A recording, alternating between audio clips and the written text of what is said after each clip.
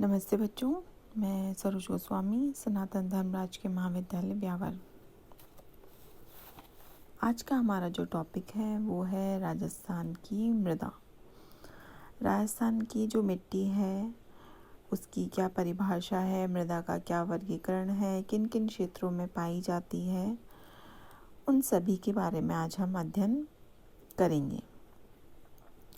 सामान्य तौर पर जो मिट्टी है वो आपके ऊपरी धरातल, जो धरातल की ऊपरी जो रूपरेखा है, जिसमें कि कंकड़, पत्थर, ढीले अंश जिसको और संगठित अंश, इन सभी का जो सम्मिलित रूप होता है, जिसमें ह्यूमस की मात्रा भी होती है, सूखी पत्तियां भी होती हैं, इन सभी का जो मिला जुला रूप होता है, धरातल के ऊपरी भाग की जो रूपरेखा है उसको हम कुछ इंचेस तक जो होती है उसको हम मिट्टी कहते हैं।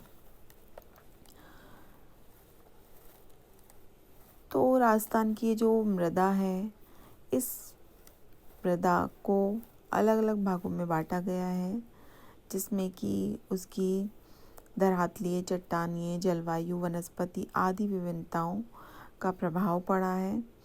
तो इसके आधार पे राजस्थान का जो मरु प्रदेश है, यहाँ की जो मिट्टी है ज़्यादातर वो बालू मिट्टी है। 90 से 95% तक उसमें प्रधानता होती है बालू मिट्टी की। इसके अलावा अरावली की ढालों पर पथरीली कंकड़युक्त मिट्टी पाई जाती है। दक्षिणी पूर्वी पठारी भाग में आपके मालवा के पठारी भाग में मालवा काली मिट्टी पाई जाती है। तो इस प्रकार से राजस्थान के संपूर्ण क्षेत्र में मिट्टियों में अनेक विविधताएं देखने को मिलती हैं। राजस्थान की जो मिट्टी है उसको प्रमुखतः से वर्गीकरण उसका किया जाए तो दो आधारों पर किया जाता है। पहला है परंपरागत पद्धति के अनुसार वर्गीकरण और दूसरा है वैज्ञानिक पद्धति के अनुसार वर्गीकरण। जो परंपरागत पद्धति के अनुसार वर्गीकरण है, मृदा वर्गीकरण की इस पद्धति के अनुसार राजस्थान में पाए जाने वाली मृदा को 8 भागों में बांटा गया है, जिसका आधार स्थानिक वितरण, उपजाऊपन, गठन, अन्य भौगोलिक विशेषताएं हैं। राज्य में जो मिट्टियां पाई जाती हैं उनको 8 भागों में बांटा गया है और वो 8 भाग इस प्रकार से हैं। इसमें सबसे पहली जो मिट्टी है वो है रेतीली मिट्टी। इसमें आप देखो तो ये रेतीली मिट्टी है। उसके बाद सेकंड है भूरी रेतीली मिट्टी, तीसरी है लाल पीली मिट्टी, चौथी है कछारी मिट्टी, पांचवी है भूरी रेतीली कछारी मृदा, लाल लोमी मृदा, मध्यम काली मिट्टी और इसके अलावा मिश्रित लाल काली मिट्टी। तो इस प्रकार से आपके ये जो संपूर्ण क्षेत्र हैं मिट्टी के, इनको 8 भागों में इस प्रकार से विभाजित किया गया है। इसमें हम सर्वप्रथम देखें तो वो है आपकी रेतीली मिट्टी। तो जो रेतीली मिट्टी का क्षेत्र है, ये संपूर्ण क्षेत्र आपके जो येलो कलर से शो हो रहा है, ये संपूर्ण क्षेत्र ये रेतीली मिट्टी का क्षेत्र है। ये जो रेतीली मिट्टी है ये पश्चिमी मरु प्रदेश में जो ये थार का रेगिस्तानी क्षेत्र है उसमें इस मिट्टी की सर्वाधिक प्रधानता है। ये संपूर्ण क्षेत्र में वायु द्वारा निक्षेपित रेतीली मृदा वितरित है। यहाँ की जलवायु ने इस मृदा की विशेषताओं को निर्धारित किया है।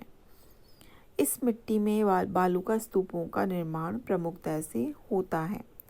ये जो रेतीली मृदा है इसको रंग और वितरण के आधार पे फिर 4 भागों में बांटा गया है, जिसमें कि रेतीली बालुई मिट्टी, पीली भूरी रेतीली मृदा, लाल रेतीली मिट्टी और खारी मिट्टी। ये जो मिट्टी का क्षेत्र है इसमें बाजरा, मोठ, मूंग आदि खरीफ की फसलें उत्पादन की जाती हैं और जो जहाँ पर कि सिंचित क्षेत्र है, पानी की प्रधानता है, वहाँ पे गेहूँ, कपास, चना, ये वाला क्षेत्र है आपके यहाँ पर गेहूँ, कपास, चना भी उत्पादित किया जाता है। ये वाला जो क्षेत्र है वहाँ पर गंगानगर और हनुमानगढ़ वाला क्षेत्र, जहाँ पर कि इंदिरा गांधी कैनाल का जो पानी है वो उपलब्ध है वहाँ पर। इस प्रकार से गेहूँ और कपास की, चने की खेती भी की जाती है। इन रेतीली जो मिट्टी है, इसके टीलों के मध्य में जो गर्त हैं, खड्डे हैं, वहाँ पर बारिश के मौसम में पानी जमा हो जाता है, उसको खडीन कहा जाता है। और इन खडीनों का जो पानी है वो आपके कृषि के लिए उपयोग में लिया जाता है। तो इस प्रकार से ये आपके संपूर्ण रेतीली मिट्टी का जो क्षेत्र है, इसको आप देखो तो आपके ये जो रेतीली मिट्टी है गंगानगर, हनुमानगढ़, चूरू, झुंझुनू, सीकर, बीकानेर, जोधपुर, ये आपके जैसलमेर, बाड़मेर, पाली, जालौर, इन संपूर्ण क्षेत्रों में ये रेतीली मिट्टी पाई जाती है। इस मृदा में कैल्शियम के लवण ज़्यादा होते हैं और इसका पीएच का मान भी अधिक होता है। यहाँ वर्षा की दृष्टि से देखा जाए तो जो वर्षा है वो आपके 25 सेंटीमीटर से भी कम होती है। इस संपूर्ण क्षेत्र के अंदर जो बारिश होती है उसका औसत कम है। इसके बाद जो मिट्टी आती है वो है आपकी भूरी रेतीली मिट्टी। तो ये भूरी रेतीली मिट्टी आप ये देखो तो ये ब्राउन कलर से आपके इसको शो किया गया है। तो अगर आप इसको देखो तो ये संपूर्ण क्षेत्र में आपके ये वाला जो क्षेत्र है वहाँ पर आपके भूरी रेतीली मिट्टी देखने को मिलती है। यह मृदा अर्ध शुष्क प्रदेश में लगभग 36,500 वर्ग किलोमीटर क्षेत्र में फैली हुई है। इसका वितरण आपके ये जोधपुर का क्षेत्र, इधर आपके जालोर का क्षेत्र, थोड़ा बहुत बाड़मेर का क्षेत्र, सीकर, झुंझुनू, नागौर, सिरोही इत्यादि क्षेत्रों में ये जो मिट्टी है वो फैली हुई है।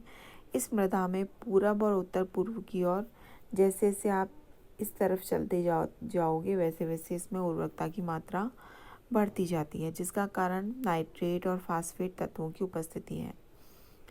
इस मृदा में फास्फेट और काप मिट्टी के समतुल्य आपके उपजाऊपन होता है। इस प्रकार की मृदा के क्षेत्रों में सामान्यतः जल की कमी होती है। जहाँ पर जल की उपलब्धता है वहाँ पर मोटा अनाज, ज्वार, बाजरा, मूंग, मोठ इत्यादि उत्पादित किया जाता है। इसके पश्चात जो मिट्टी का क्षेत्र है वो है आपकी लाल पीली मृदा। तो आपके ये ऑरेंज कलर से जो मृदा का क्षेत्र आपके दिखाया गया है, ये संपूर्ण क्षेत्र आपकी लाल पीली मिट्टी का क्षेत्र है। इस मृदा में लोह ऑक्साइड के जल योजन की उच्च मात्रा के कारण ये जो मृदा है ये लाल पीली दिखाई देती है। ये मृदा भीलवाड़ा, अजमेर, सवाई माधोपुर, सिरोही इत्यादि जिलों के क्षेत्रों में ये दिखाई देती है। इस मृदा का जो पीएच है वो 5.5 से 8.5 के मध्य है। ये मृदा ग्रेनाइट, नीस और सिस्ट जैसी चट्टानों के टूटने से निर्मित हुई है। इसमें ह्यूमस और कार्बोनेट की मात्रा पाई जाती है। ये मृदा जलवायु तथा स्थानीय दशाओं का इस पर बहुत ज़्यादा प्रभाव पड़ता है। ये जो मृदा का क्षेत्र है, इस संपूर्ण मृदा के क्षेत्र में अगर आप देखो तो ये आपके अरावली का जो क्षेत्र है वो भी इसमें शामिल किया गया है। तो यहाँ पर आपके जो मिट्टी ज़्यादातर आपके पाई जाती है उसमें आपके अरावली के जो ढाल हैं वहाँ पे कंकड़ युक्त मिट्टी होती है। कहीं कहीं आपके जो मृदा है वो रेतीली से दोमट भी है। तो इस प्रकार से ये आपके संपूर्ण क्षेत्र में रेतीली जो आपके लाल पीली मिट्टी है वो राजस्थान में देखने को मिलती है। इसके बाद में आता है आपके मध्यम काली मृदा। राजस्थान के हाड़ौती प्रदेश के अंतर्गत दक्षिणी पूर्वी जिलों कोटा, बूंदी, आपके ये वाला जो संपूर्ण क्षेत्र है कोटा, बूंदी, बारां, झालावाड़ इत्यादि के क्षेत्र में आपकी ये मृदा पाई जाती है। इसका रंग गहरा भूरा और दोमट की तरह होता है। यह मृदा आपके फास्फेट, नाइट्रोजन, जैविक पदार्थों की इसमें कमी मिलती है, किंतु पोटाश और कैल्शियम की इसमें मात्रा बहुत ज़्यादा है। ये मृदा व्यापारिक फसलों जैसे कपास, गन्ना की इसमें अच्छी पैदावार की जाती है। तो इस प्रकार से आज मैंने आपको राजस्थान के मिट्टी के क्षेत्रों के बारे में बताया, जिसमें कि हमने 4 मिट्टी के क्षेत्रों के बारे में अध्ययन किया। इसके बाद मैं आपको अपने नेक्स्ट वीडियो में आपको जो मिट्टी के संवर्ग रह गए हैं 4, उनके बारे में बताऊंगी।